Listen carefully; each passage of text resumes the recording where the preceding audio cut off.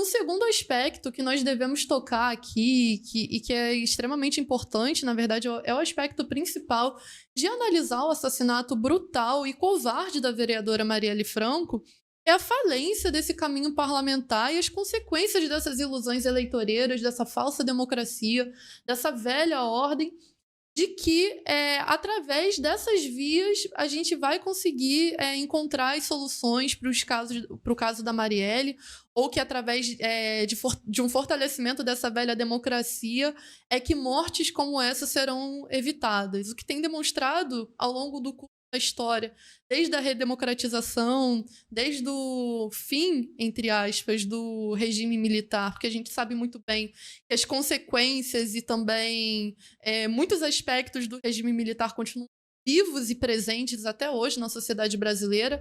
As polícias militares e os grupos de extermínio, como a gente tem conversado aqui hoje, são um claro e vasto exemplo disso. E essa velha democracia, todas as ilusões eleitoreiras que colocam, na verdade, algo que é vergonhoso. Se utilizar da morte de uma pessoa, por exemplo, como a Marielle Franco, que foi assassinada brutalmente, e ao que tudo indica, por grupos de extrema-direita paramilitares aqui do Rio de Janeiro, se utilizar de sua morte para fazer palanque eleitoral, por essa falsa esquerda eleitoreira, que diz que ia conseguir justiça, ia lutar por justiça. E, na verdade, será que a justiça cessa somente achando o mandante, somente achando quem atirou? Não é só isso, né? A gente vai vendo que, na verdade, o buraco é muito mais embaixo por essa velha sociedade. Quantas pessoas não foram mortas depois de Marielle? A violência policial que só aumenta no Rio de Janeiro.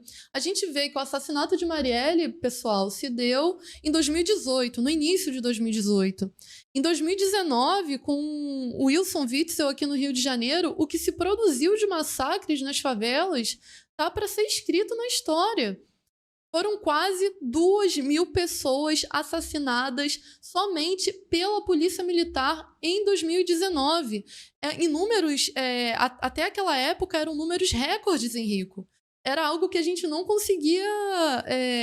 foi um choque, assim mesmo, para a sociedade carioca, mas também para a sociedade brasileira no geral, porque são números, inclusive, superiores ao que estava sendo estipulado de morte em guerras como no Iraque, se a gente for parar para contar o que é as mortes de violência policial no Rio de Janeiro e somadas às mortes de violência policial no nosso país inteiro, são mais do que de pessoas mortas, de civis mortos durante a guerra do Iraque, do Afeganistão, por exemplo. Então, assim, um dito país democrático, uma democracia, entre muitas aspas, funcionando, será que isso significa que as coisas estão indo bem?